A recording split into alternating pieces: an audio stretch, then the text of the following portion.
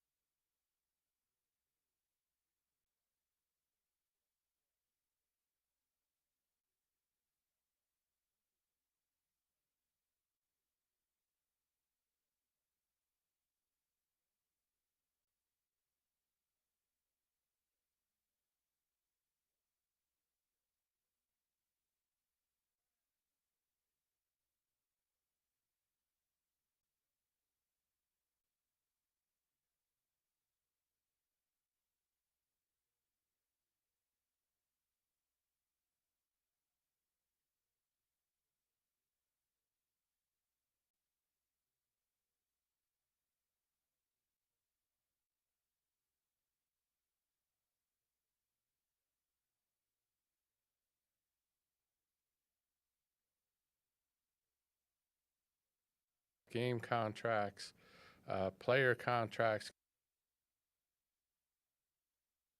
antitrust issues, Title IX issues. So I think those are all three really strong areas. If you can fortify those areas, you can be a really good AD. Yeah, well, there's a note I just took for a little bit later about law and things that have been going on. But right now, as we move into a new calendar year, I think everybody in their personal life or in their business life, it's an opportunity to kind of take stock. Okay, where are we and what do we need to do moving forward? And that's kind of what we're here about today, and talk about things that are on the burners, front and back burners. And, one of the big things is the Student Athlete Performance Center, the Bill Blue campaign, and now the construction that goes along with that. And every time I come on campus, that building looks a little bit different. It is, and most of the windows are now put in, which really solidifies its look as a building. And so it's progressing well, Chip. We're embarking on January, and by June, the construction will be completed. Take us a couple of weeks to move in, and so we want to be fully operational by training camp. So we hope to cut the ribbon somewhere in July. Yep. And so it's going to be a great tool for us. Give people a refresher Sure. on what all is going to be in that building, level to level. Yeah, it's an 86,000 square foot building. So if you walk by campus and walk to the Murphy Center area, you get a sense of the size of the building. But even the outside doesn't give you the sense that the inside does when you walk through it, and it is massive. So the first floor will benefit all of our student athletes. We'll have a strength and conditioning room, which will be named after Kevin Byard, for all of our student athletes, and that's 3 or 4 times bigger than the weight room we used to have. There will be a training room in there for all of our student athletes, complete with hydro pools and all the latest technology. We're putting a red light therapy room in there for rest and recovery.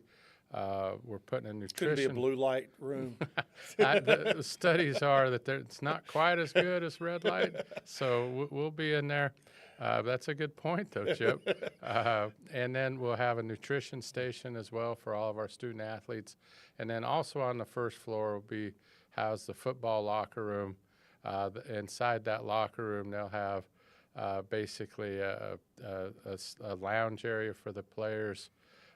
So it'll be really a nice deal. That locker room's a lot bigger than what we've been in.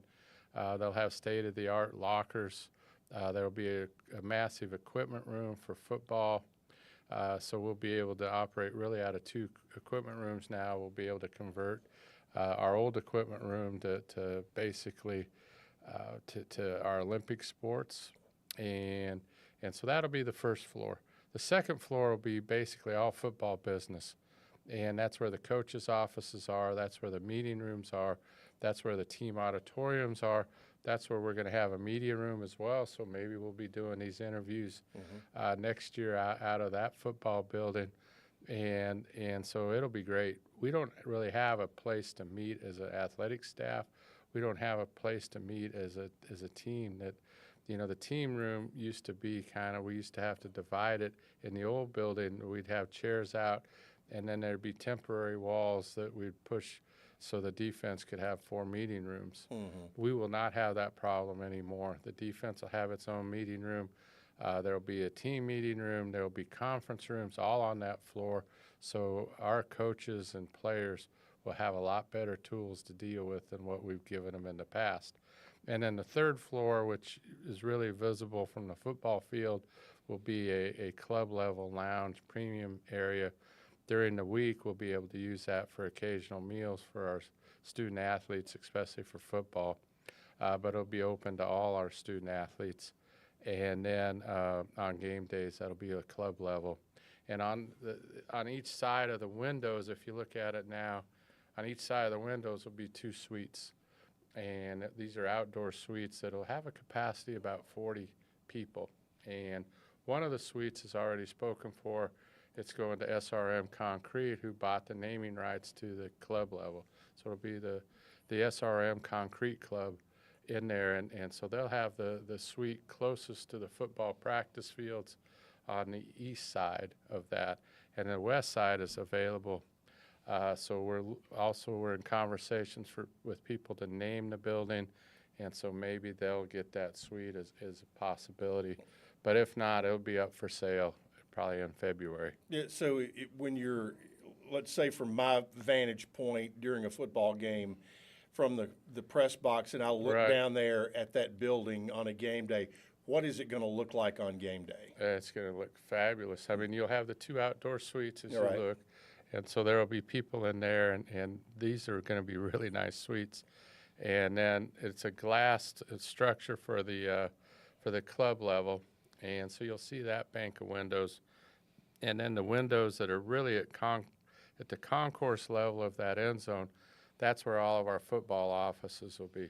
So our head football So they coach, can go right out from the... Yeah, there's a door like Derek Mason's office will be right between the goalposts.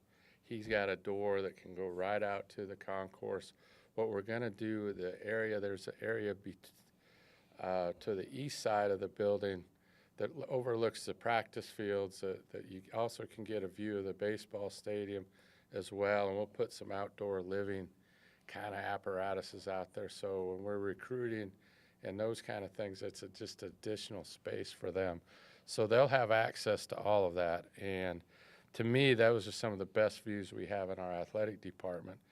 And our coaches will take advantage of that. Yeah, and that is phase one of the Build Blue campaign. If there's phase one, that means that there is a phase two cooking along, and Murphy Center has been a big part of that. And one of the things you've always talked about during this, and the importance of getting the Student Athlete Performance Center completed, was that then it becomes the domino effect to where it affects every other sport within Murphy Center in a very positive way. Yeah, I mean, football takes up a lot of space. I mean, they have a locker room in our men's basketball hallway.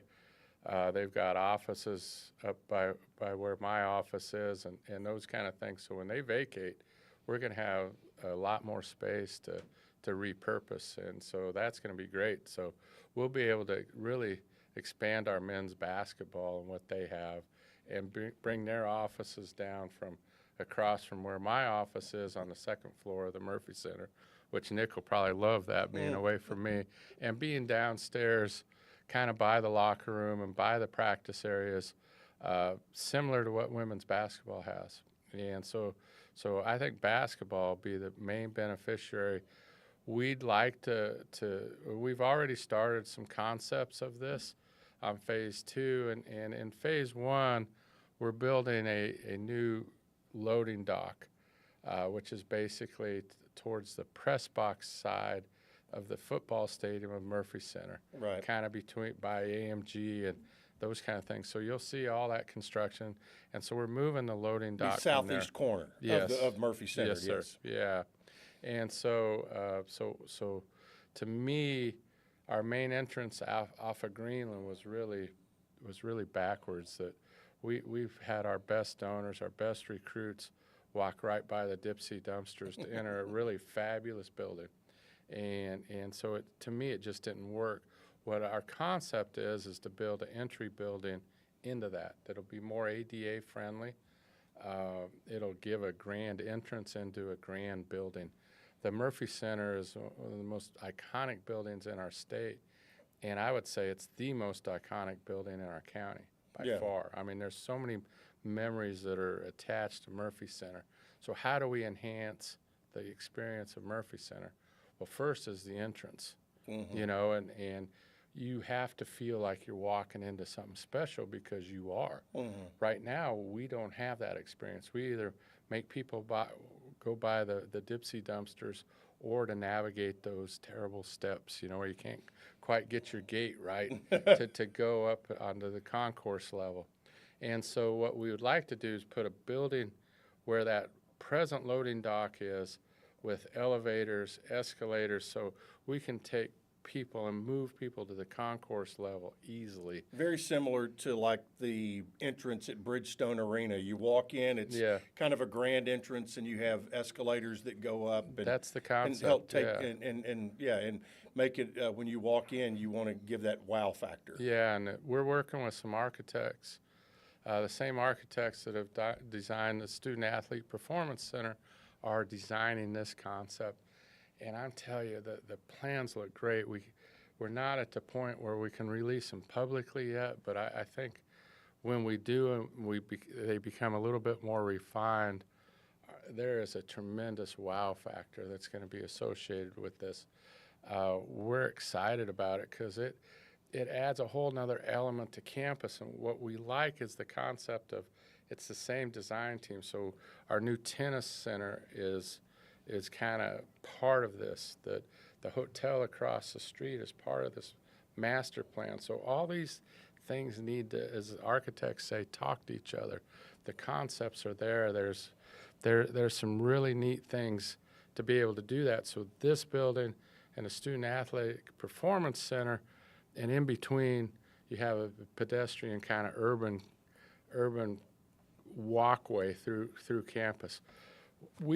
The Murphy Center has probably more high school kids visit it than any other building on our campus. When you add up our TSSAA, our events, all the high school graduations that occur, and I hear the argument, well, some of those at high school graduation are seniors. Well, yeah, maybe they've made their college choice, but the younger brothers and sisters and cousins that are coming to those graduations have not. And we, as a university, need to put our better foot forward when they come to visit our facilities. And we can take this thing from being a 3 experience to a 9 or 10 type experience. And to me, that's going to benefit the whole university. I just love the concepts. We're talking about a pedestrian bridge that will bridge Middle Tennessee Boulevard that connects the hotel to the Murphy Center and the tennis complex and dump kind of into that sidewalk in between the two. And so that opens up all kinds of opportunities across the street, whether it's parking, whether it's more commercial development, all those kind of things. So what we're trying to do is position this whole concept for the next 20 years. And I'm excited about it. I think we can get government entities excited about it. I think we can get our donor bases excited about it. I think there's a strong argument that it helps lift the entire university because our corner is the visitor center of the university, and it needs to be upgraded to compare with the rest of the university. Hope you're enjoying this interview with Chris Massaro that we recorded a few weeks ago. We're going to step aside, take a break, and more with the Director of Athletics from Middle Tennessee State University after this here on WGNS.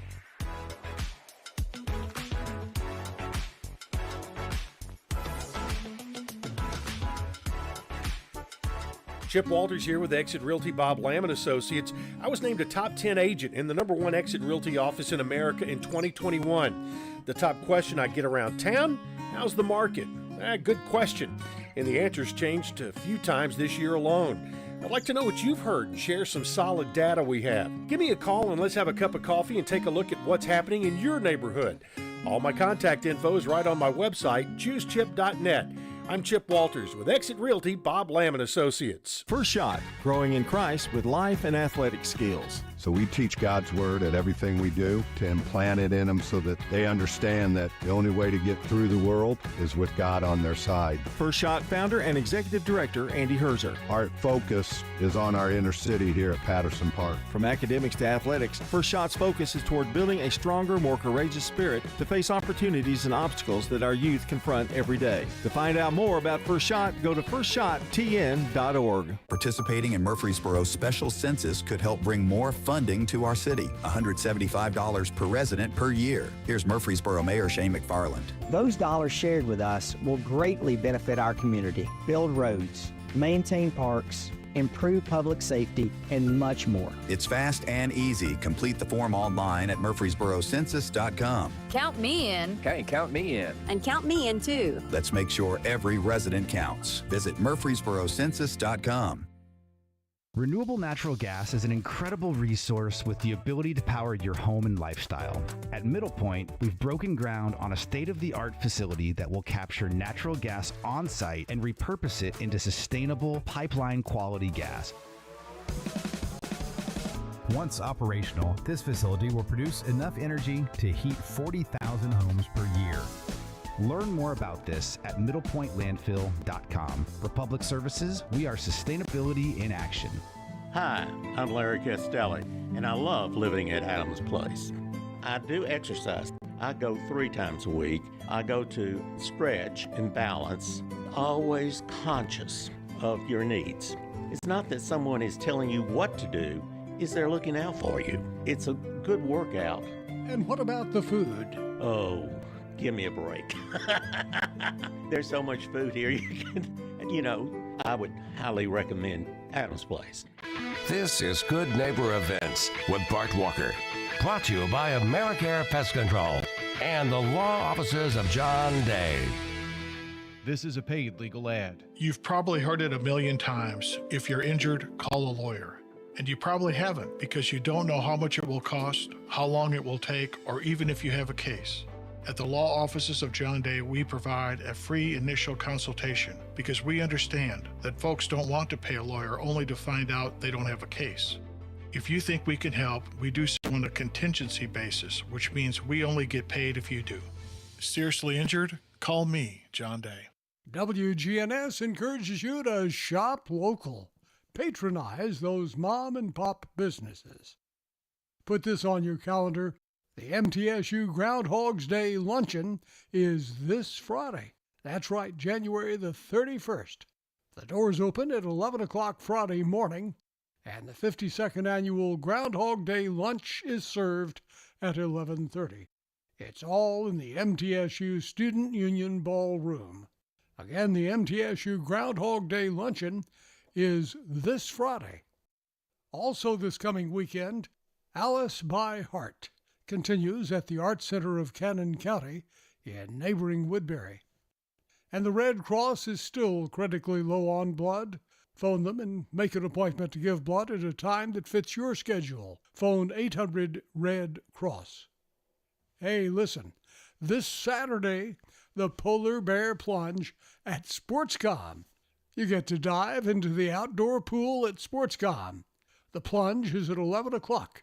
But the fun begins at 8 o'clock Saturday morning, right there in the gym at SportsCom. Don't miss the Polar Bear Plunge. Those are WGNS Good Neighbor events. Rutherford weather.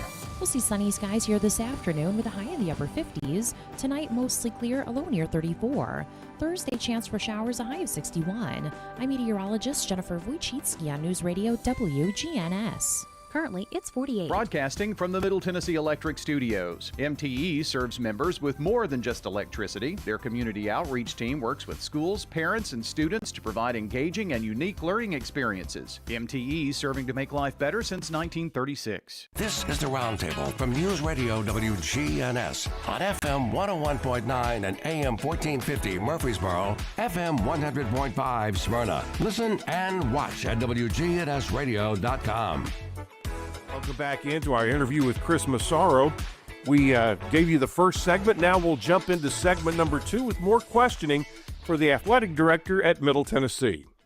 As far as timetables are concerned, you talked about the SAPC will be completed in June, move in from there. What would be your wish for the beginning of construction on Murphy Center, and also what is there any timeline yet on the new on-campus hotel?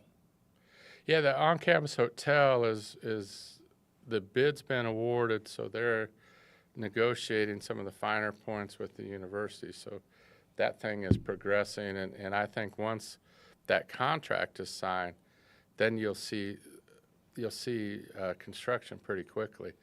The one thing about the private sector, and they're used to building hotels after hotels, is they can mobilize quickly.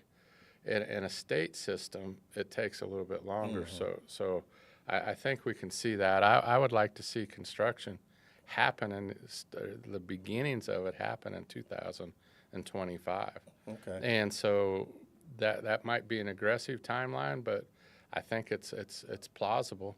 And so the Murphy Center renovations, I mean, it's all going to come down to funding. Right. You know, and the Board of Trustees has passed some student fees to help with some of that funding. We've got asks out with other entities and those kind of things to see, and we haven't really rolled out the plan yet. And I think when they do, people will get excited about it. And so I really see 2025 as setting that funding stage. You know, and if we can get funding kind of secured in 25, then you can, and at the same time be planning for it, then you can start your construction in 6 months after that, 12 months after that, you know, after you really nail down the design. So it's coming. It'll be here before we know it. One quick footnote about the hotel. How can that benefit athletics, having it right across the street from basically all of your venues? Yeah, I think there's multiple ways, you know, and from a practical point of view is we've got the third floor club level that I described on the Student Athlete Performance Center. And so this hotel will not be a full service hotel. So if they need if they need meeting space, we've got rentable space right across the street that's going to be eventually connected with a pedestrian bridge. And so that helps. It helps with the revenue flow.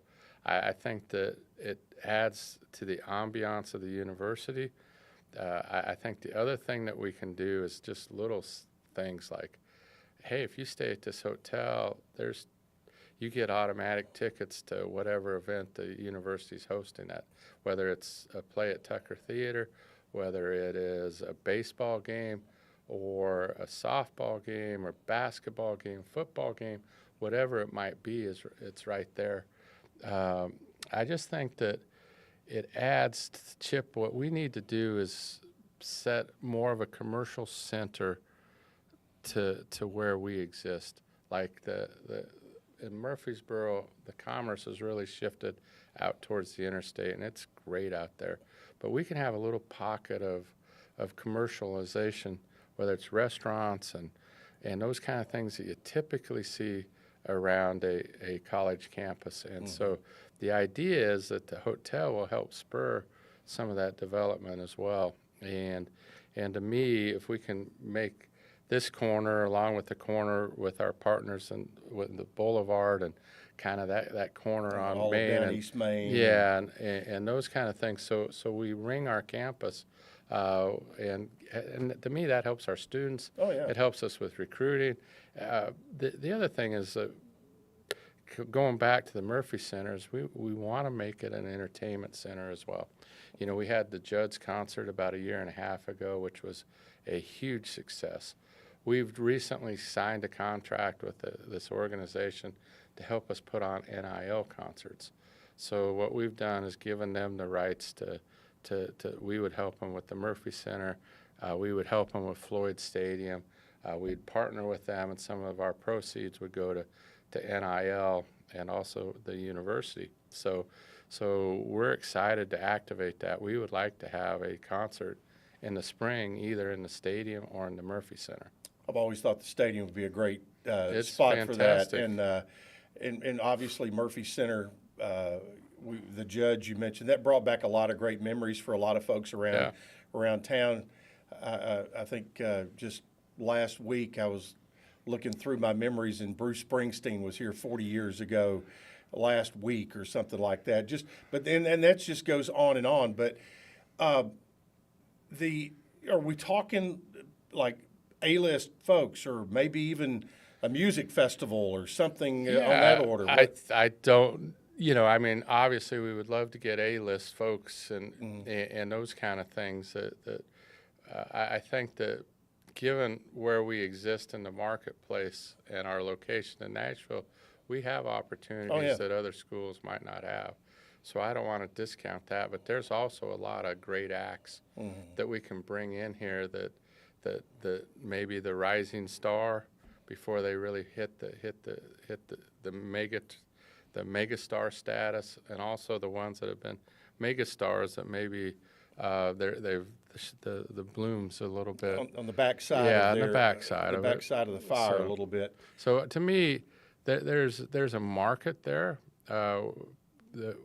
We can capitalize on it, and we just have to get people and traffic patterns coming to us, and we need to offer more than just basketball and football. Mm-hmm. We need to be the entertainment hub of Murfreesboro and return to that status, and so these concerts and these additions will help us in that space. They're also in addition to the big events, there are going to be some smaller, more intimate events that will benefit the NIL, and one of those is you've got I think a songwriters event coming up in February down with some great partners with Uncle Nearest, the distillery there in North Bedford County. Yeah, and it's going to be, I think the tentative date we have for that is February 13th. So to me, it was like a perfect date. It's like, it's not on Valentine's Day, but if you want to use it for a Valentine's Day experience, yeah, it's close enough that it makes a wonderful date night. And I love those songwriters, roundtables and those kind of things. And again, Chip, what we just said about leaning into our area, leaning into the music industry. We've developed some great partnerships with Bev Keel's group over at the School of Media and Entertainment. And so how do we all work together to make this thing really work? And so we've got, that's probably the first one up with this, and it's ALC Group is who we've signed the contract with to really put on these kind of shows. And there are other smaller type shows and other venues that we can bounce around and do that. And we just need to, like I said, just be part of that entertainment hub. It's sort of escaped us for the last 15, 20 years. And to bring part of it back, there's no reason why we can't get the Harlem Globetrotters to play some games at Murphy Center. So it doesn't necessarily have to be concerts. Right. It can be other shows. It can be comedians. It can be a variety of things. We just need to get into the game a little bit. Yep. And that because we've seen everything from the circus. I mean, when you go back to the 52 years or so of Murphy Center, all kinds of things. Well, and we do things like that, Chip.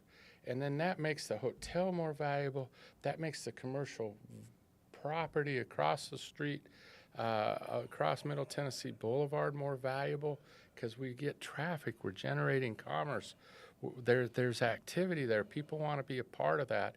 And for us, long range, that's got to be vital to our athletics department. Yeah. And one of the things you're going to have to maneuver as you prepare to schedule Chris Fest out in the stadium is the turf replacement. I think Chip Fest might be better. I don't know about that, but one thing people may not know is that the 2025 football season there will be a new turf on the field. Yeah, we're excited about that. Royal blue? We're not going to do ourselves Boise, but it's going to look. I think we've got images of it that will be shown, but the technology of what they can do with it now is really amazing. Because now you can just paint it right into the surface, so they can stitch it right in. So our MT logo at midfield with the state of Tennessee that borders it, it can be in. They don't have to stitch it in. It's already kind of painted in and factorized in when they produce the turf. So it's really going to be great technology. We're excited about it. I think the look of the new turf, the look of the new building when we do 2025, a new football team basically, because this year's team was it was a tough watch, you know, and some of our games were very hard to watch. So we need to change that in a hurry. Have a good product. Yeah, and have a good product out there and those kind of things. And so that's what we're shooting for. Yep. We're at a time now where obviously you still need folks for the Build Blue to continue the phases of that project. You also have NIL, you have the BRAA, and so kind of give us some advice here on how fans, they seem there's a lot of things that are pulling at everybody these days, and how can they best maneuver that and to be good fans, good alums, and also know that they're helping out. Yeah, and I mean that's what I kind of like is we've almost got this a la carte type menu. Not everybody's fully embraced the NIL, you know, and so we've got very significant There's a lot of old school donors. and new school thoughts. Yeah, there are, and so if you're not part of that new school thought, that's okay because we've still got our traditional BRAA annual fund needs, you know, and we've got our Build Blue needs that would help with the phase 2 of the Murphy Center. So people can still significantly help the university by those two avenues. And then what we've done, we as an industry, we've created this NIL industry as well. And I do believe there's people there that maybe might not contribute to those other two places. And so that's become really important to us. That we saw this year that, you know, how important the line of scrimmage is on both sides of the ball. And talent acquisition, we need to raise our game. And so this December, that Lee DeLeon's done a great job here, and Hans Mayo branch as well, Derek Mason and myself, that's been a focal point of us, is trying to build that NIL. And we've got great partners, and Jonathan McGuire leads a group at Raiders Rising, which is our collective, so people can donate to Raiders Rising and really give an immediate impact to our football recruiting, because it's getting more transactional. I don't buy into the theory that it's completely transactional. I still think that you develop a culture, you treat people right, that we have some advantages, and we have some advantages of location that some of our competitors don't. And so, but that's a really important piece of us, because the collective, the NIL, what you can do, the revenue share, the house settlement, all those kind of things are driving the price of fielding a football team. And now we've got to be competitive in this space. So if we want a good offensive line, then we'll probably have to pay some money for it. Yeah, and Coach Mason has expressed that, obviously, and he has, you know, they've embraced the new way of doing business in college football from the day he walked in. Yeah, and I think that was a big thing that when we were doing our coaches search, you know, somebody that could generate that kind of feeling in the community. The other key to this is we just don't want to attack the same boosters. You know, I mean, that there's a big danger that we get into booster fatigue by just hitting the same person time after time after time. Yeah. It's like, hey, time out. Can somebody else help with this? Yeah. You know, so what NIL has done is it's helped broaden our base a little bit. And what Derek Mason's done is help broaden our base, because he's got some connections into Vanderbilt and into the Nashville area that we probably didn't have. And so when we hired Derek, that was one of the attractions, is he's known locally, he's liked locally, he can expand our corporate community, and we've seen that happen thus far. So to me, he's been great at that. He'll go out there and he'll meet with anybody. He doesn't turn down a community opportunity, and that stuff will start paying dividends very soon. We're going to step aside, and we'll have more on our final segment with MTSU Director of Athletics, Chris Massaro, here on the Roundtable on WGNS.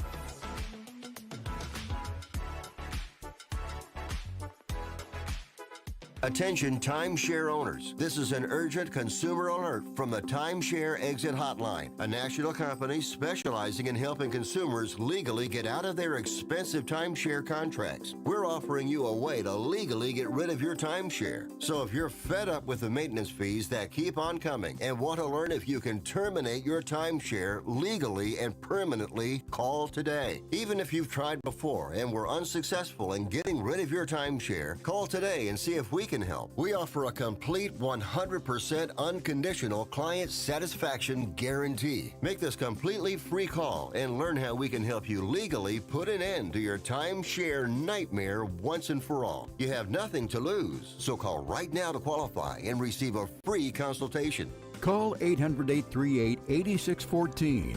800-838-8614. That's 800-838-8614.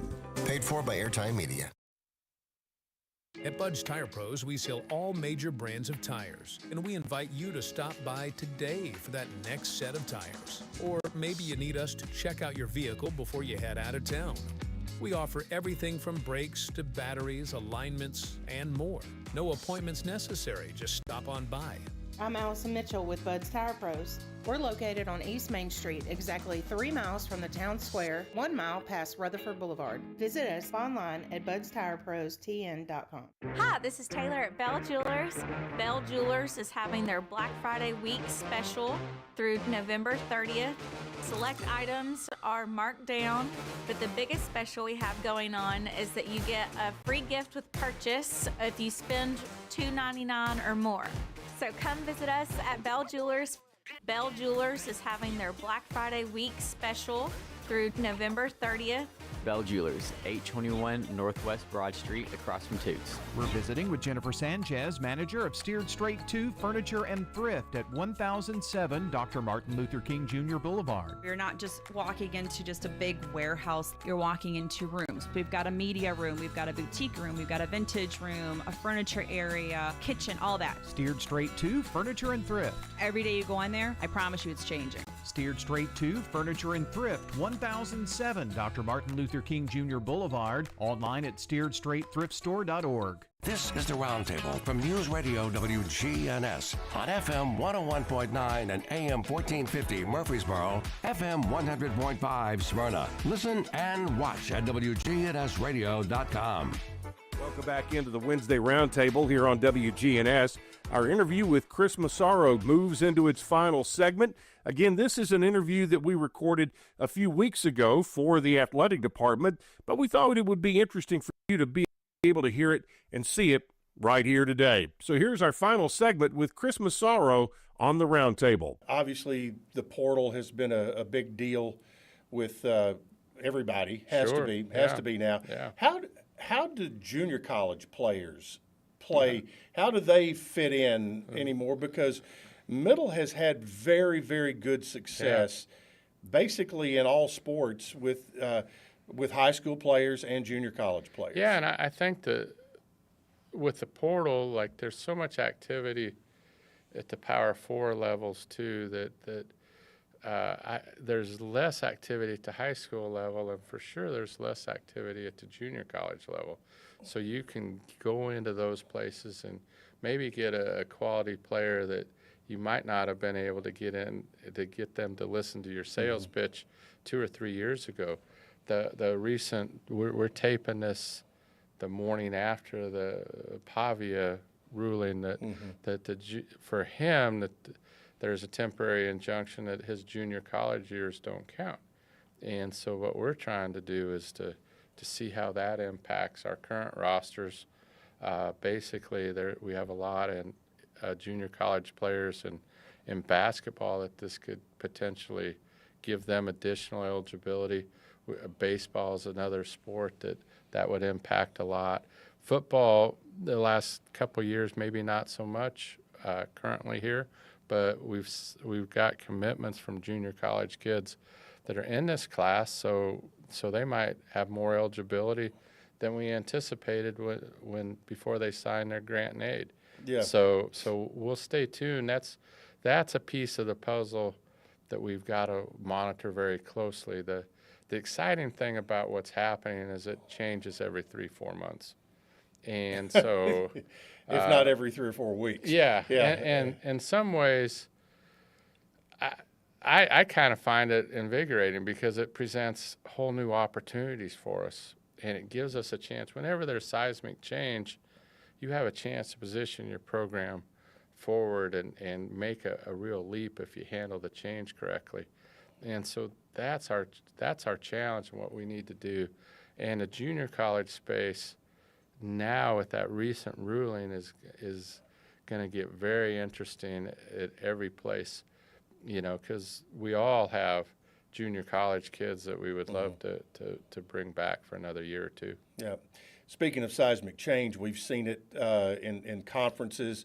Obviously, you know, the Atlantic and Pacific Coast Conference now, the new Big Ten, the SEC expanded. Conference USA will be losing a member but gained one new one this year and have 2 more coming. Where do you see Conference USA fitting into the puzzle, and how do you see the future? You know, I think we're positioned quite well. We had 4 really good football teams in Conference USA that were as good as any other Group of 5 league. The problem was schools like us, that we did not have the kind of season that we wanted to have, so we kind of dragged the rest of the league down. That's an anomaly for us, you know, and we need to get back into that spot. So Liberty showed us last year that you can make, back then it was the New Year's Day Bowl, be the best Group of 5 team. Now the best Group of 5 team gets into the college football playoff. And so Liberty showed us last year that that's possible out of our league. You know, our goal is to be the best Group of 5 program out there. And you look and see what Boise did this year. They had such a good season. Their only losses, I think they lost to 3 at Oregon, who's the number 1 seed. And Boise's got a bye. And so they're automatically into the quarterfinals. So that's all we want is an opportunity. And so I think that Conference USA's positioned well. We're positioned well to be able to be one of those teams. You look at our men's basketball right now as a league. We're 9th in our RPI ratings when you stack the other leagues to it. Out of 32. Yeah. And which is a good spot to be in. We've been kind of fluctuating back and forth with the American, you know, and I don't know because Memphis had a big win last night, if that impacted the American, if they've leapfrogged us or whatever. But we're right there, 9 or 10. So we're one of the top 10 leagues in the country, and there's some really quality basketball teams that when we hit conference play, it's going to be a dogfight. And we're right in there. Our men's basketball team is significantly improved. We've got a chance to win the league in men and women's basketball. So it's going to be an exciting piece for us. And those are the vehicles that CUSA provides. And what I like about our conference right now is our basketball tournament's in Huntsville, Alabama. Mm-hmm. And so the way it is now, that those 3 days in March mean everything. And so I would encourage our fans, if you've not made plans, please make them to go down to Huntsville for the CUSA basketball tournament in March, because we need to turn that into a home court advantage. Both our men's and women's team have a legitimate chance to win it, and we need your help to help us do that. Yep, and you stole a couple of my bullet points right there, but oh, I'm sorry. No, but that's fine. We didn't do that in rehearsal, I guess. No, I guess so. But you know what the bottom line is, every Thursday and Saturday, there's going to be you will come out here and watch and be proud of a really good team. You've got a terrific women's team, as Coach Insel has always put out there. Nick McDevitt's men's team has faced a gauntlet of a schedule, and as we move into conference play, again, they're going to be in that 3 or 4 that are going to be battling for the regular season championship. Yeah, and they're a fun team to watch. Mm-hmm. And easy to pull for. Yeah, they are. They are. And so last year we struggled. I mean, particularly this time of year, we had the injury to Cam Weston, and it exposed some weaknesses we had at point guard, and we had to play Justin Porter out of position, and it took a long time to adjust. But we ended up being in the semifinals in Huntsville, so we kind of righted the ship a little bit. Yeah. But we needed an influx of talent, and the coaching staff went out and did that. And this team it's good, Yeah. and so it's fun to watch. I also like our women's team, man. They just keep plowing along. I mean, we've got a chance. We've got a big game at Princeton, between Christmas and New Year's to get a top 50 type net win there and bag one of those to help solidify an argument for an at-large bid if we don't win in Huntsville. But to me, we're a clear favorite in Huntsville. A lot of people would say we're the team to beat, and make it a home court advantage down there. We need to make sure it all works for us. And with all of that being said about basketball, we're about a month away from the Groundhog Day luncheon, and softball and baseball are just around the corner. They are, and that's, when the calendar flips to January, all the spring sport athletes come back, and so we're excited about those two sports that I think that both of them have fortified the pitching and are excited about what we're going to present in the circle and on the mound for those two diamond sports. Also, that we're a month out from the indoor men's tennis season as well. And what Jimmy's been able to do with that program has been nothing short of remarkable. And so we'll be going for our 6th straight CUSA title this spring. Both golfs should be doing well as well. So we're going for a really fun spring. Yeah, absolutely. To kind of wind up, I had a note. I wanted to kind of bounce back and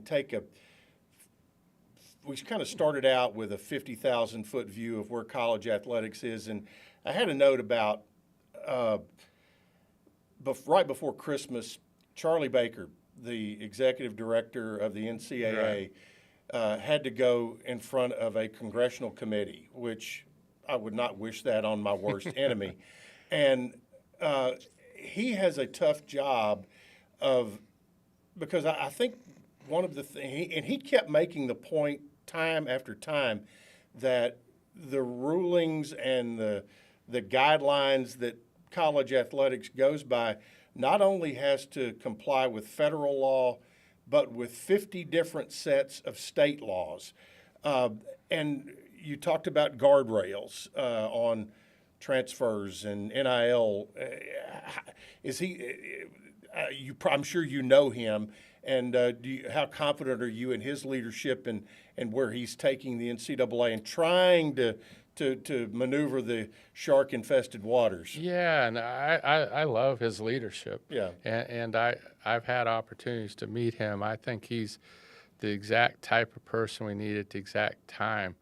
I wish he would have had this opportunity 2 years ago. Chip, his background is he's a Republican he's a Republican governor in the state of Massachusetts, which is historically blue. Yeah, that's hard to do. So he's used to tough audiences. He's used to tough rooms, and he's used to working across the aisle to find a solution that will match everybody. So I think he's got enough political acumen to be able to do that. It's hard because you don't know sometimes whether it's at the state level or at the federal level when members of the legislative body make some statements, whether that's their core belief or they're grandstanding a little bit, and so how do we cut through that? And I think the consensus was with the same party controlling Congress that you have a better chance, and so the next 2 years it'll be a Republican-run Congress, so maybe you don't have to have as much bipartisan support to get something through, but I think everybody on both sides of the aisle would agree that this is a little bit too much of the wild, wild west, and so where are our solutions, and so we just need to do this. I think the ruling yesterday, and the NCAA's point, I think part of their statement is this further illustrates the need to have some sort of federal guidelines, some sort of common laws that we all work out. Because what's happened now is that everybody's taking little pieces of the NCAA structure, and if you don't like it, you sue for it, or you pass a state law that says this is now illegal in our state. And so eventually that's going to be really impossible for all of us to operate in a uniform fashion. So I think almost everybody agrees that if we can just get in there and all sides kind of talk and deliberate, we can find some solutions. I think the House settlement, while there's elements that I don't really like, there's some elements in there that I really do like, and that's probably a sign of a good compromise, and whatever it is, just tell us what it will be, and we'll adapt. And I think our job at Middle Tennessee is to be flexible enough to be able to adapt and to be able to thrive in whatever this new structure is. And so I've got confidence in Charlie Baker. I'm not as confident maybe in the whole NCAA structure. Maybe that needs to be seriously tweaked, and those kind of things. So it's going to be an interesting year or two on that front. But I think that let me just say this. I feel better about that direction and coming up with some sort of guardrail solution in the next 2 years than I maybe did 2 years ago, because some of this stuff's starting to settle, and I think people on our side of the fence, us practitioners, have realized that, man, it's a whole new world. We can't operate like we did 5 years ago. Yeah. That's just an impossibility. We can talk about how romantic that vision was and those kind of things, but it doesn't exist anymore, and we have to face that reality. Yeah. Well, it's been a good opportunity to sit down and get an update on everything that's going on. Anything I didn't bring up that you want to make mention of before we wrap it up? No, I just what we need is, more than ever, we need a unified front, and as we search for solutions, and fans always ask, what can they do? And that part really hasn't changed either. Like, the biggest thing we want from our fans is participation. Like, come to the games. Come to the games. You're going to be entertained. We offer tremendous value in all of our sports, and our kids do a great job of representing the blue and white. When they put Middle Tennessee across their uniform, we're really proud of what they represent. So come watch that. You'll be entertained. You'll be thrilled by the way our student athletes represent our community, represent our school, represent our state. And so just come. And that's the biggest thing. And then if you have the wherewithal, maybe you can help us on a grander level. But that's what we need, is we need that grassroots. Yeah, absolutely. Chris, thanks for the time. Thanks, Chip. It was fun. Thanks again for joining us today on the Roundtable, and our thanks to the athletic department at MTSU for allowing us to re-air this interview that we did with Director of Athletics Chris Massaro. If you missed any of it, it'll be on the podcast section of wgnsradio.com. We'll have another show for you coming up next Wednesday. Hope you enjoyed this one, and we'll talk to you again soon, right here on the Big G, WGNS. Have a good day, everybody.